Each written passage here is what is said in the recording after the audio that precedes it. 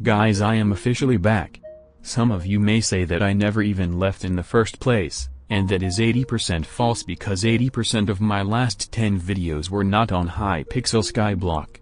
Yes, I did leave Hypixel Skyblock to experiment with general Minecraft videos, and I announced it. Everyone including me was hyped. But were they? Today, I'll be explaining why it was a bad idea to leave Hypixel Skyblock, and what the new plan is now. Number 1. In the comment section of my leaving Hypixel Skyblock video, everyone seemed excited to see my new content. And that made me excited. Which made everyone excited. One of the main factors in how well a video does, is how much of your audience watched it. If a big portion of your audience watches your videos, it is likely to get recommended to viewers to watch similar videos. If less of your audience watches your videos, YouTube won't recommend it as much. Your video will effectively be dead on arrival. So when people said they would probably follow me if I accidentally fell off of a ledge, I decided to proceed with my plan. I made 8 videos outside of Skyblock. And they all did ungoodly compared to my old videos. And I know why. Despite those videos being made on trendy topics. Despite learning a few fancy edits to make my videos more watchable. And even though my videos were longer to gain more watch time. And despite these videos having the same average watch duration as my Skyblock videos, which was a good sign. There was one fatal flaw.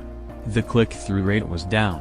When you first publish a video, your video is first shown to your subscribers, and depending on your click-through rate, it may be shown to new people. A lower than average CTR in the beginning will lead to disaster, and a high CTR will instantly turn you into Mr. Beast.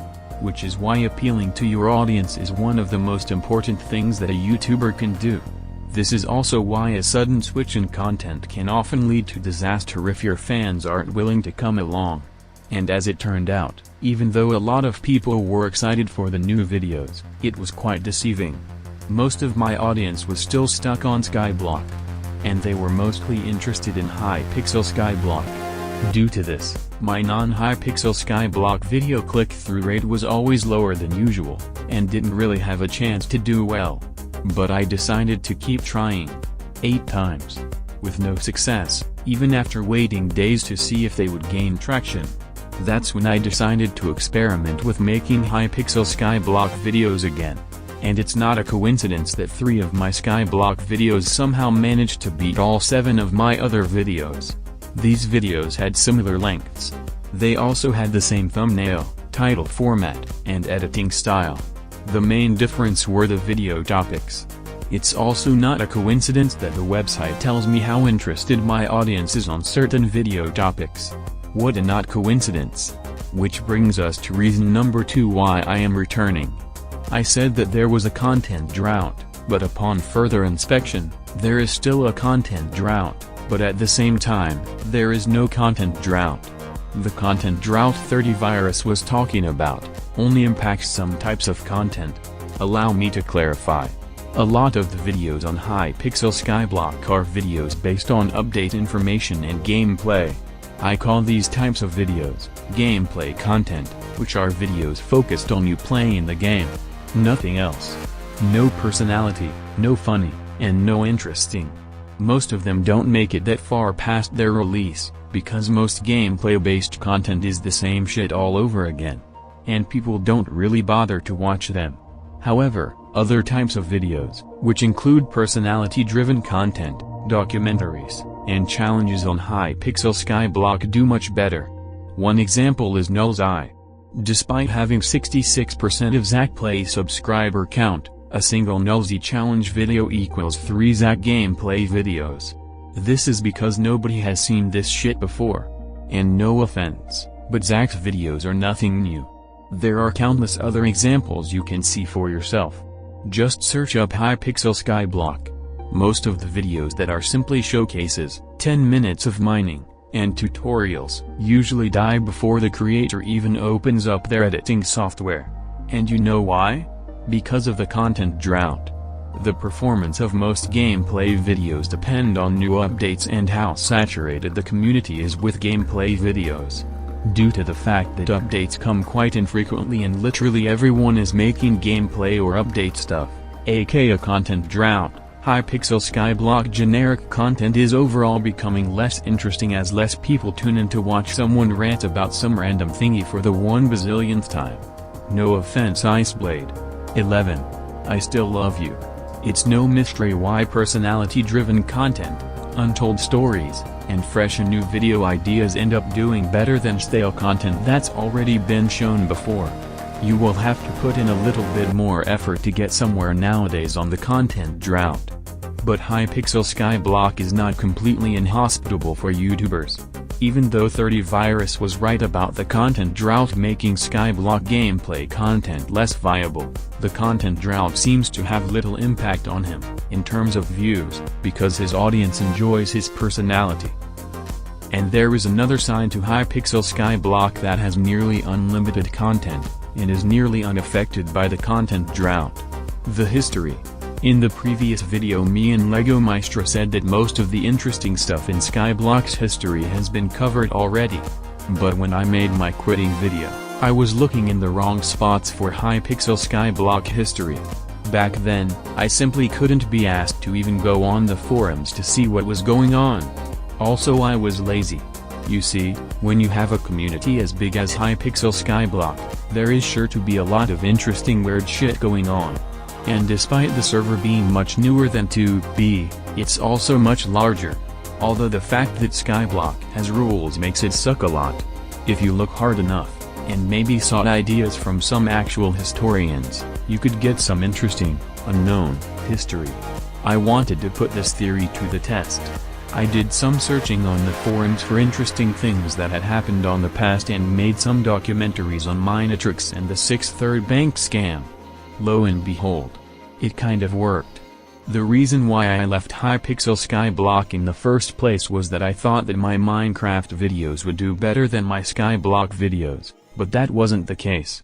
The channels that I highlighted in my quitting video, the ones that had become successful by quitting skyblock and moving to general Minecraft videos, were amongst countless other channels that did the same thing and failed. A lot of you may know that there are thousands of Minecraft channels who do the same thing as the successful Minecraft channels, but don't get anywhere. I failed to notice them because of this thingy called the survivorship bias. Allow me to explain. Survivorship bias is where you focus on successful people and try to do what they did, while failing to see that countless other people have done the same thing and didn't get the same results. This creates the false illusion to outside people that they can do the same thing as the successful people and become instantly successful. Survivorship bias is especially visible on YouTube. There are successful videos with millions of views on YouTube. They show up everywhere. But there are thousands of videos that try to do the same thing and end up with maybe 100 views. As a result, they don't show up.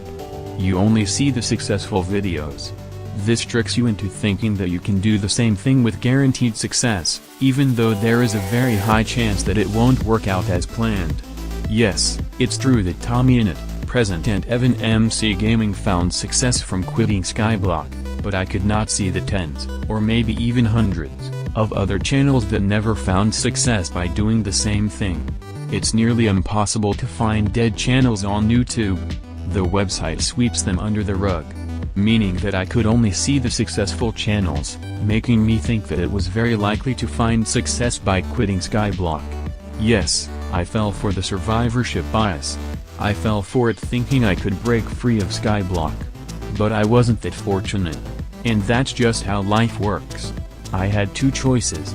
I could continue down the Minecraft path and pray for a miracle, and risk channel fatality, or I could go back to skyblock to make documentaries as a backup plan, which was a safer option since I had an audience in that game. I chose the second option. Basically, my initial decision to move on from Hypixel skyblock was made hastily and without much consideration. I only looked at the positive things about quitting and not the negative things that could happen. I got too excited and jumped the gun, which resulted in 1 month of getting absolutely nowhere. If there is one lesson you can learn from this, don't be too hasty when making important decisions. So basically, I returned to skyblock because making skyblock videos is a more viable option than making Minecraft videos. Hopefully you understand all the reasoning behind this choice and that this wasn't a random decision made at 4 AM in the bathrooms. Now, what type of skyblock videos will I make? I already explained that gameplay videos don't do well, and that I can't do personality-driven content, and that the content drought only affects some types of content. Therefore, I will become a skyblock documentary channel, telling about stupid thingies from the past. Kind of like a skyblock historian. There are no other skyblock documentary channels, so I will gladly take this position. And I also have a theory on why FitMC became so successful on a server hundreds of times smaller than hypixel. Remember the theory I made in the past quitting video? Forget about that. FitMC was able to get over 1.5 million subscribers because his videos appealed to the larger Minecraft audience. His videos were not only interesting to the 2B community, but also to the larger Minecraft community, allowing him to grow. This is just a theory. So if I made skyblock videos that were interesting not only to people who played skyblock, but also to those who were not playing skyblock, then I might be on the path to success. As I always say, the ideal YouTuber is one that can make a documentary on rocks and still have people watching them. And in that regard, I think I am actually getting somewhere. Hypixel skyblock is also much more popular than 2B, which increases my odds of hitting the 63.3 thousand subscriber milestone. So yeah, my new upload schedule is made up of hypixel skyblock documentaries every few days. The editing style will be the same, it's just the video topics changing. There is also one last thing I would like to talk about. Everyone says that skyblock is doomed. All the YouTubers are quitting, and the universe is undergoing the heat death, but what nobody seems to notice are all the new YouTubers taking their spots. Yes, it is true that Dragoon, Zap, and a few others I forgot already have left skyblock, but YouTubers such as Akeno, Strafe, Binner, Chloe, and 50 meters Midas are rising in their spot. The process of dying and rising YouTubers is a constant one. And it may be hard to get used to new YouTubers after the old big ones you knew have left. Speaking of new, growing YouTubers, the last prank we did on Lampy the Savage was successful. I told you to get him to 1,000 subscribers, but he ended up at 1.2 thousand.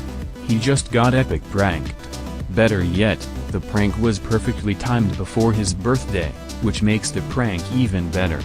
So let's do another prank. This time, on _new, founder of Noob Airlines, which isn't looking too good, and Budget Hyperion not clickbait Noob Gaming Minecraft. Link in the description. Let's see if we can get him to 1,000 subscribers for no reason. He will be so mad. He will be prank. Link in the description. If you don't want to do that, you can always check out my other videos. And as always, thanks for watching.